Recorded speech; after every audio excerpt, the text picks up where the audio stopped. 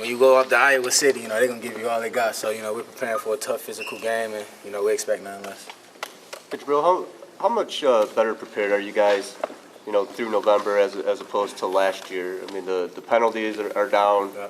You guys seem like a more disciplined team. How much better prepared are you guys? Just like you said, we've all been on the field before. Like I told you guys last time, we've been here before. We know how to win now. We know what and what not to do. And, it's just part of growing up and maturing. We got a lot of savvy guys out there, and we try to make the least amount of mistakes to, put us in the best position to win. You had so many tackles for loss in those first few games, and since then, have people been defending you differently? Have they been trying to put a couple blockers on you? Not necessarily. It's different schemes that the offices are running. So I'm more of a set. Some games I'm more of a set the edge kind of guy, free up other guys, and those don't show up on the stats. But that's what I take pride in. I'm not the biggest guy, but I'm gonna go in there. I'm gonna set that edge so the cavalry can come and do what they got to do. Jabrill, on offense, what do you enjoy? Not just about being on offense, but what do you enjoy about being a part of this offense? Like I said, our offense, we don't do anything sexy. You know what you're gonna get. You're gonna get two back. We're gonna run at you and we're gonna throw the ball. And I might be the wrinkle.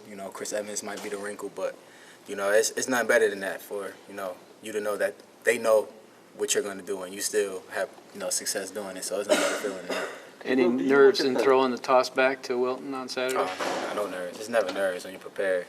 And I feel as though the coaches do a great job of preparing us week in and week out. So we just go out there and do what we do best. Jabrill, do you guys look at the numbers that this defense is? But some of them are like historic numbers as far as opposing quarterback rating and all that stuff. Do you guys have that in your mind at all? Not really. We know what kind of defense we are. We don't need anybody to tell us. We believe we have the best defense in the country, regardless of what anybody says. And if anybody feels differently, just put the ball down. Let's play 60 minutes of football. Do you what's the best stat defensively that you guys strive for in a given game? 3 and outs. Get off the field.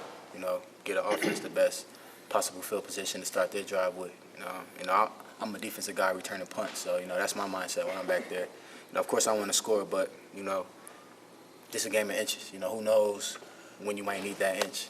So that's just our mindset. 3 and out, 4 and out. If they want to go for it, just get off the field. I think that's what we really try to fall back on. Just allowing them to have so much success on the outside in the last game. Coach Durkin, he was our DC last year. When he was here, he felt as though we struggled with tempo and, on the edges. So, we kind of thought that we was going to get a game plan similar to that. We didn't know how much, spread it was going to be and how open they were going to, have us. They just wanted to see what kind of box we were in and, make our guys make tackles in space. They missed some, but, we made them when it counted. What's tough to tackle on a screen like that? It seemed like they ran a lot of those. It was just a great play call for, the defensive unit we were in. It's not really tough to tackle, we were getting after the quarterback. They did a tunnel screen, and, DJ Moore is a real good athlete, and, he made a couple guys miss. And, but the object is just get them on the ground, give us a place to stand. And they didn't get in the end zone, so, we pride ourselves with that. Jabrill, with the success the team's having, the success you're having, what's it like right now to walk across campus? I try to lay low. I just want to play football. All these cameras and stuff. It's kind of, but you probably have to ask somebody else. I'm in class. I'm in my house. Really. What's laying low for you? What do you like to do when you can kind of get away from practice? I don't wear anything football related. Try to keep a hat on. Headphones on, things like that. Just doing what I got to do, stay grounded, don't get too low, don't get too high. The offensive guys said that they study some NFL guys to pick up tips. I wonder, defensively, do you study anyone? And Of course. Who do you model after? You want to try to be the best, so you got to see what the best are doing. So, I study guys like Deion Buchanan, Tyrann Mathieu, Tahir Whitehead, Earl Thomas, Eric Berry, just people like that who, I think I have similar skill sets too. See what they do, how do they get the edge, and just try to emulate that or implement it in my game. Do you know ahead of time when you might go in for a series, or is it just go?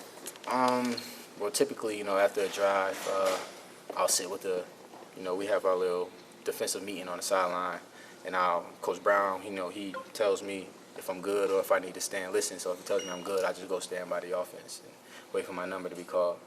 But, if I, had a bad series, then, I got to sit there a little bit longer. But, after that, then I go. Harbaugh said a couple weeks ago that last year he was looking around for you and he couldn't find you. Sometimes he wanted to put you in the game. Yeah. Now are you just kind of in his hip pocket? Yeah, I'm just there now. I don't want to miss any more opportunities.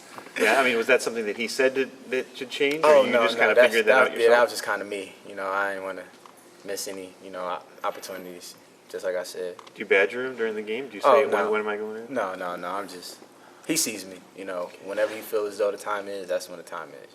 He gets paid the coach, I get paid well, don't get paid, but my job is to make him look good, so. So Jabrill, you have Real, two of your team's next 3 games on the road. Yes. Is there anything you do kind of personally to prepare yourself for that, adjust your schedule, take care of yourself a little better?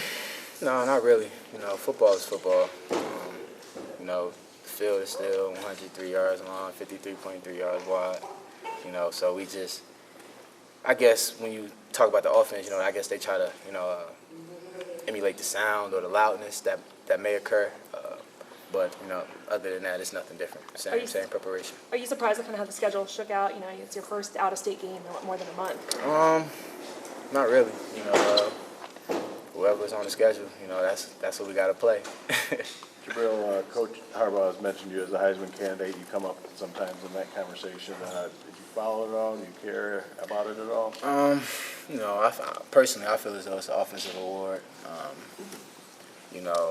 I just want to, play the best ball I can play to, help my team get as many wins as we possibly can. If accolades follow, then accolades follow. But my main concern is to get a W Saturdays. That's it. You said a lot of times that the cameras and stuff kind of, you don't like all that hype and stuff, but how did that mindset get ingrained in you, or when was it? Well, high school, I kind of, embraced all of it, because it was new to me. But now it's just kind of like, I just want to play ball. People constantly at me, on Twitter, saying stuff they would never say if they were in my presence. And it's just crazy to me that, all this stems from me doing what I love. I don't understand it. But,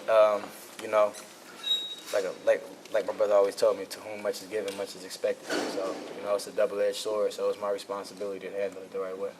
Jabrill, from your first year here, when there was some losing going on and you had injuries and stuff, to where you are now, did you still think this was possible going through that first year, struggling and everything else? Absolutely. You always want to have a positive mindset. We had a lot of young guys. We had a lot of guys who weren't playing yet, and we always had that that work ethic. It was just execution. And I felt as though we wasn't executing well. And when Coach Harbaugh came, he made competition, the main thing. If you're scared to compete, you're not gonna play. And I think that brought a lot of stuff out of people that they didn't know they had inside of them. And it's just the results are showing. So we're just gonna keep competing, keep striving, keep getting each other better, and see how this thing ends up. Does that include you? Did he bring something out of you that you didn't know you had? Absolutely. He coaches me hard, just like he does the rest of us. And sometimes, particularly in summer camp, when you didn't feel like practicing, you didn't feel like getting up, he just gave you that extra push to help you push through. Do you think he ever maybe pushes you a little extra hard because he knows you're a competitor and kind of like him in some ways? I was always told, the best players are going to get coached the hardest. So I don't look at it like that. I just look at it as if they're not saying nothing to you, then they don't love you, So we all get coached hard, and, we know what it is, and we know how to take it. We don't take anything personally. It's all for what it is, just to get better and, win as many games as possible. Do you actually get yelled at? We all get yelled at. we all get yelled at. Yeah. How often do you lean back on your brother's advice? I mean, is that the only thing, or are there other things? Oh, it's definitely other things, but that was basically my main role model growing up. So a lot of the things that he instilled in me, I still carry with me. Do you think about how he would view you having all this attention and all this stuff? Well, he was the one who called it actually. Oh, So, really? I could hear him now saying, "I told you, little bro." yeah? Just stick to the plan. That's What did he told tell me. you? What age was that? I was probably like, I want to say 8 or 9. It was probably like my 3rd year playing. And he was like, "Little bro, you got a gift. Like, if anybody could make it, it's you." And that's something, when he would tell me that, I was just like, yeah, whatever. I was just doing it because I was the youngest. I was the youngest out of, all my cousins and my brothers. And, typically the youngest, he gets picked on the most. You got to play with the older guys. And, when I finally got a chance to play with people my age, it was just, it was just easy. It felt natural.